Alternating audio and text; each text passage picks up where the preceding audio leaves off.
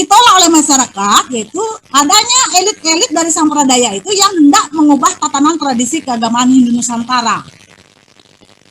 Jadi mereka ingin melalui proyek-proyek 50 tahun ke depan, ya, 100 tahun ke depan, mereka sudah merancang bahwa ideologi keagamaan yang ingin dibangun adalah ideologi keagamaan Sampradaya seperti Hare Krishna, sampai mereka bikin itu yang pertama. Yang kedua, strategi saya itu adalah membuat jaringan, berkenalan melalui media sosial.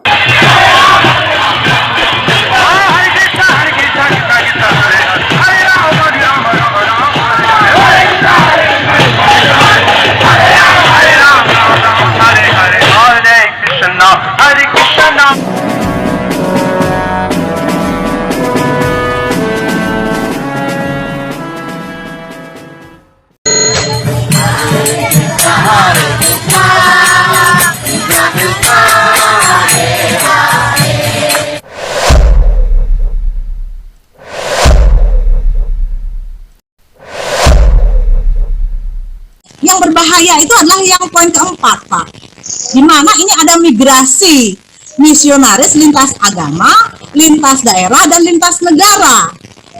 Jadi pada saat saya penelitian tuh saya banyak menemukan guru-guru spiritual dari luar negeri tiba-tiba ada di ashram, tidak memiliki izin, ya, tidak memiliki izin untuk berkhotbah.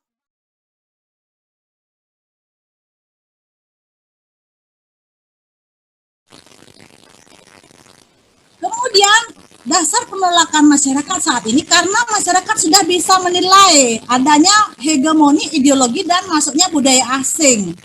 Dan yang menyedihkan, ideologi keagamaan ini disusupkan melalui kurikulum pendidikan agama dan buku-buku keagamaan secara nasional.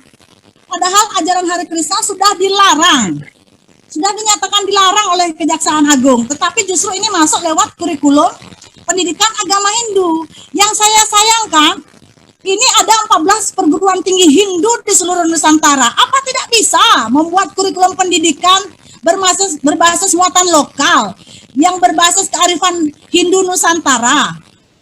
Di mana-mana aliran Sampradaya ini selalu mengatakan bahwa organisasi keagamaan Hindu di Indonesia ini tidak punya modal. Kita loh punya perguruan tinggi Hindu, masa yang mencetak guru, yang mencetak ahli-ahli filsafat, masa tidak bisa, tidak sanggup mencetak kurikulum pendidikan yang bermuatan lokal berbasis kearifan Nusantara yang bisa disebarkan kepada masyarakat siswa didik di sekolah-sekolah. Mengapa harus Sampradaya ini yang membangun sistem pendidikan kurikulum melalui pendidikan buku agama? Ini jadi pertanyaan masyarakat nih, Pak.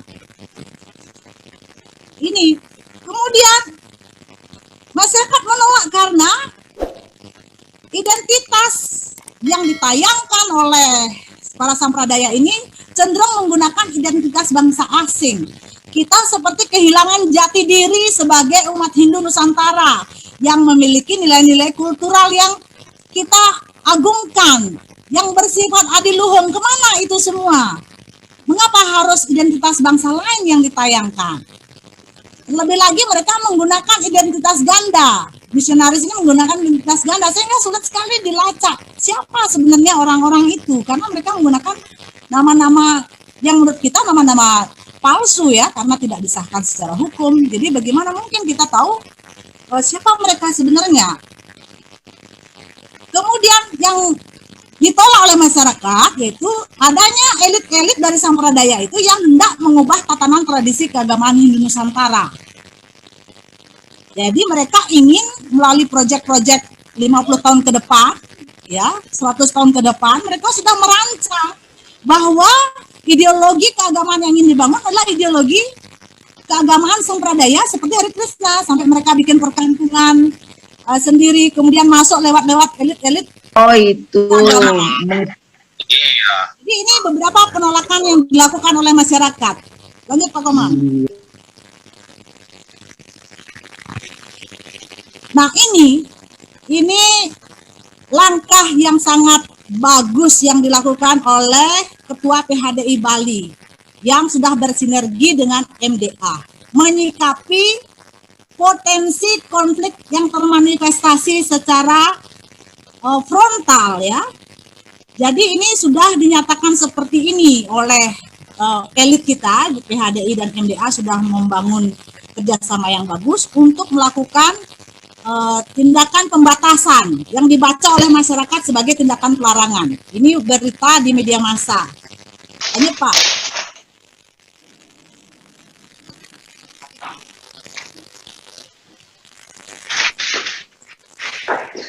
Kemudian ini berlanjut ya, dengan adanya keputusan bersama sampradaya non-Dresta Bali dilarang pakai pura. Ini luar biasa ini. Fakta-fakta yang kemudian menjadi refleksi kita terkait dengan keberadaan sampradaya.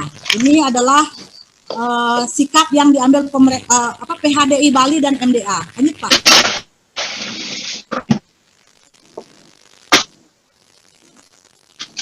Nah, SKB Parisada dan MDA ini dengan keluarnya wacana sampradaya non-Dresta versus sampradaya Dresta Bali ini, bagi kami itu hanya angin segar sesaat, Pak. Karena kami meyakini ini adalah bahaya laten penggunaan kata ini.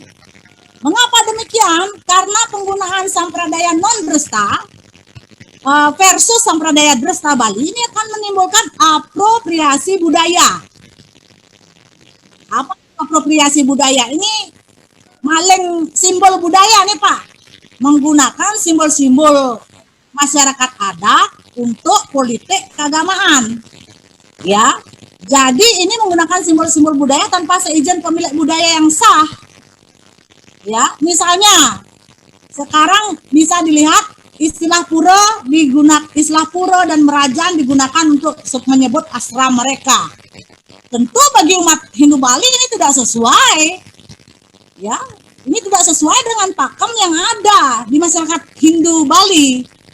Ya, kemudian hegemoni ideologi asingnya masuk lewat buku-buku agama dan kurikulum pendidikan agama. Dan yang terjadi saat ini saya garis merahi ini ya, pelecehan terhadap Sulinggeh secara massal. Ya, ini pelecehan Sulinggeh secara luas ini akibat adanya diksa-diksa massal yang dilakukan oleh organisasi keagamaan, ya, yang kemudian mengatasnamakan Hindu. Nah ini dia. Ini poin terakhir nih sangat berbahaya nih Pak. Ini berkaitan dengan harkat dan martabat Sulinggeh. Orang-orang suci yang kita muliakan. Jangan sampai pelecehan yang dilakukan akibat dari oknum-oknum Sulinggeh itu menjadi pelecehan secara luas. Ya. Sekarang Sulinggeh dihina itu Pak. Dilecehkan. Kenapa? Karena sebagai organisasi Parisada tidak menyikapi langsung ini dengan peristiwa-peristiwa yang terjadi ini. Misalnya ada Posana Asram yang membuat dikse massal kemudian menerbitkan sertifikat. Di mana posisi PHDI? Itu yang dipertanyakan masyarakat, Pak. Bagaimana mungkin Sulinggeh itu didiksa secara massal tanpa sepengetahuan PHDI misalnya? Akibat yang ditimbulkan dari oknum-oknum ini sekarang sudah terjadi di Bali hampir merata. Sulinggeh-sulinggeh kita dihina oleh warga. Ini Sulinggeh pakai sertifikat atau bukan? Begitu. Jadi jangan salahkan masyarakat, Pak. Masyarakat sekarang sedang melek dengan informasi. Mereka mengumpulkan video yang di-share secara luas ke media sosial. Jadi ini perlu ditanggapi. Kita harus kembali kepada kita PHDI itu didirikan. Ini adalah sabenya Pinandita yang harus dimuliakan, Pak. Wejangan mereka itu harus menjadi wejangan yang suci dan dipercaya begitu. Nah sekarang kalau terjadi pelecehan terhadap Sulinggeh secara luas nih, bagaimana posisi kita? Lanjut Pak.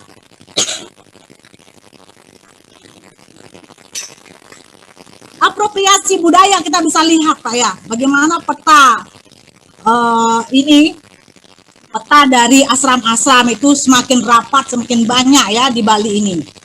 Ini ada yang pakai pura ini, istilah pura Sri Krishna Balaramandar ini. Dasarnya menggunakan kata pura ini dari mana itu Pak? Nah, Dresta di Bali kan bagaimana mereka mendirikan pura itu kan ada aturan. Bagaimana pura dan asam itu bisa disamakan seperti itu? Lanjut, Pak.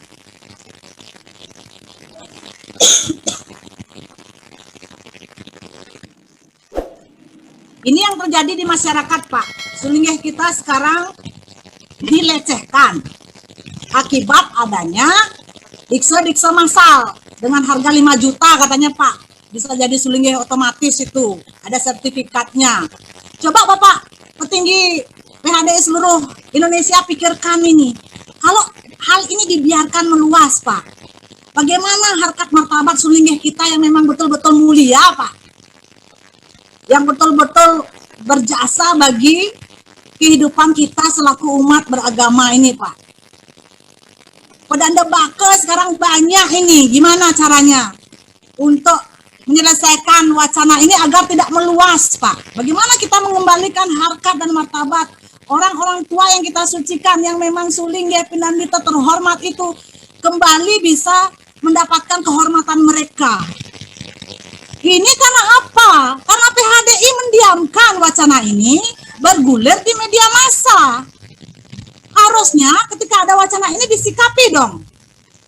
Ada suatu kontrol ya, agar ini tidak meluas, Pak.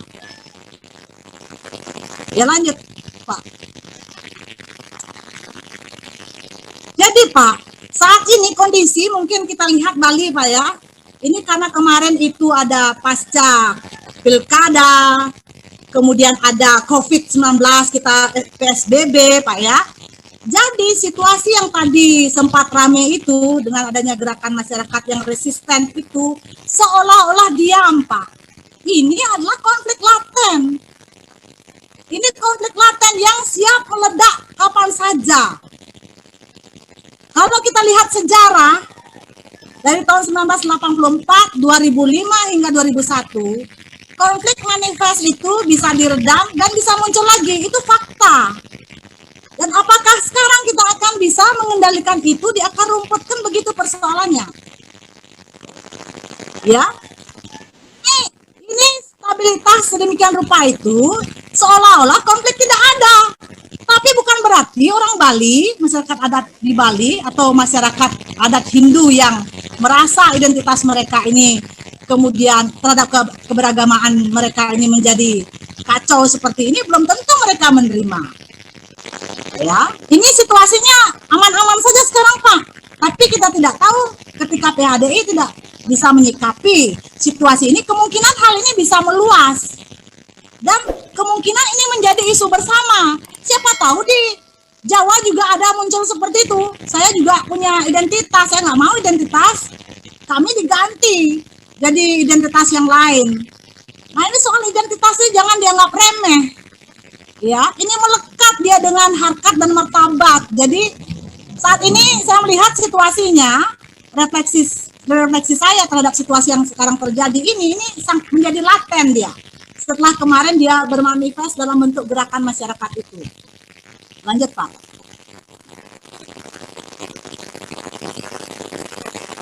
Nah, ada beberapa catatan penting ya. Mengapa ini penting menjadi kajian bagi PHDI?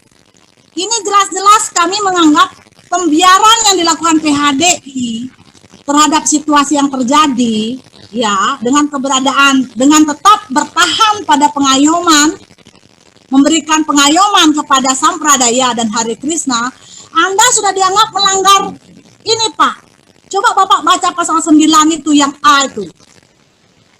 Ya, itu ada kearifan budaya lokal, Pak. Itu harus utuh dia. Itu poin terpenting itu. Bagaimana Anda bisa membiarkan itu? Dengan membiarkan pengayoman PHDI ini terhadap Sampradaya dan Hare Krishna ini yang jelas-jelas membawa identitas dan nilai-nilai asing ke dalam kehidupan beragama di seluruh Nusantara ini. Jadi ini ADART ini di pasal 9 ini jelas yang menempatkan ini di pointer A. Artinya ini penting sekali ya. Ini yang dibaca oleh masyarakat, Pak ya, yang tidak paham dengan soal teologi, tapi ketika poin kearifan budaya lokal ini menjadi wacana penting, harus menjadi termanifestasi dalam PHDI dalam pengayomannya terhadap masyarakat Hindu Nusantara, Pak. Bapak Ibu sekalian. Jadi ini poin terpenting. Lanjut, Pak. Masaki, ISKCON, dan Hare Krishna, Pak. Saya tidak akan bicara soal teologi ya. Jadi masyarakat menolak ini karena Chaitanya Mahaprabhu dianggap Tuhan. Ya. Kemudian Srila Prabhupada dianggap menasbihkan dirinya sebagai nabi. Karena nabi adalah mereka yang membuat kitab suci, kan begitu ya. Jadi Bhagavad Gita SIT, Srimad Bhagavatam, Chaitanya Charitamrita adalah kitab suci mereka. Di sini saya poin terpentingnya adalah tentang umat, Pak. Ini poin terpenting. Umatnya lintas agama, lintas negara, lintas asram, dan lintas wilayah. Bagaimana mungkin kita memberikan pengayoman kepada masyarakat yang campur aduk, agamanya campur aduk, kemudian kita tidak bisa mengontrol mereka lintas keluar masuknya mereka ke negara ini, kita tidak mampu kontrol. Bagaimana itu bisa dilakukan oleh Parisade? Padahal ini harusnya menjadi ranahnya tim pengawas kepercayaan masyarakat, tim Pakem Kejaksaan RI, itu harusnya, Pak. Bukan menjadi wilayahnya PHDI. Ini yang dibaca oleh masyarakat, Pak ya. Lanjut, Pak. Nah, ini pernyataan Srila Prabhupada sendiri ya, dalam tulisan-tulisannya dia sudah menyatakan bahwa Sri Krishna yang dipuja di tempat ibadah mereka bukan Sri Krishna Bhagavad Gita, tapi Sri Krishna Chaitanya Mahaprabhu. Makanya Bapak Ibu sekalian, saya baru paham sekarang kalau di bank itu kenapa saya ditanya ibu saya namanya siapa, bukan bapak saya, Pak ya. Kenapa? Karena ibunya sudah beda, Pak. Ini Saksi Dewi nama ibunya, bukan Dewaki. Jadi kalau kita paham cerita tentang kelahiran Krishna, tentu kita tahu ini memang Krishna yang berbeda. Yang lahir baru 14 Februari 1458. Ini baru saja ya, Pak ya, baru abad ke-15 lah lahir. Jadi di fakta yang terjadi di masyarakat Hindu, Pak, ketika saya melakukan penelitian, masyarakat taunya yang disampaikan oleh misionari itu berbeda dengan yang disampaikan gurunya. Ya, jadi ada misionaris-misionaris didikan Prabhupada yang menyatakan berbeda. Ya, tidak secara jujur mengatakan bahwa yang dipuja itu Chaitanya, bukan Krishna yang dibawa kita itu. Iya. Contohnya sama dia Amir nih ke Bu. Mereka mengatakan buku buku Bhagavad Gita itu adalah buku Bhagavad Gita seperti yang biasalah mengatakan Krishna sebagai awatara itu, padahal di sini gurunya sudah menjelaskan seperti itu di Chaitanya Charitamrita. Lanjut, Pak. Nah, ini bahaya laten sampradaya, Pak ya. Ini laten artinya ini situasi konflik yang muncul sewaktu-waktu, Pak ya. Ini penolakan masyarakat itu seperti ini, ya. Agama sampradaya itu dianggap ideologi keagamaan asing yang melakukan manipulasi. Kemudian dia berpotensi menjadi radikalisasi agama.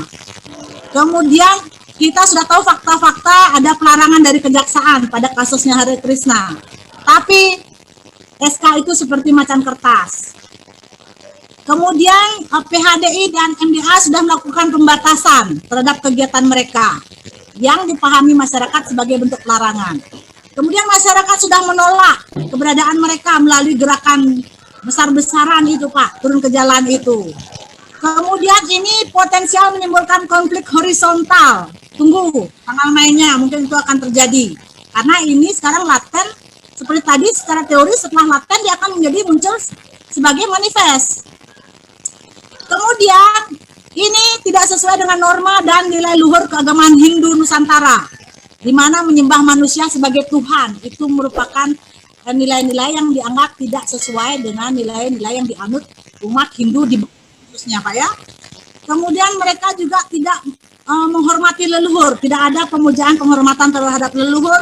Ini prinsip bagi orang Hindu di Bali, ini menjadi poin penting dan itu tidak dilakukan. Jadi bagi orang Bali ini temah pitara ini, dikutuk leluhur ya nih ya.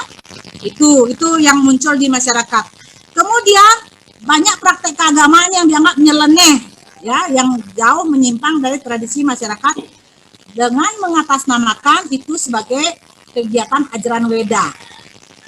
Kemudian bahaya latennya akan muncul pelecehan terhadap eksistensi Sulingge secara luas.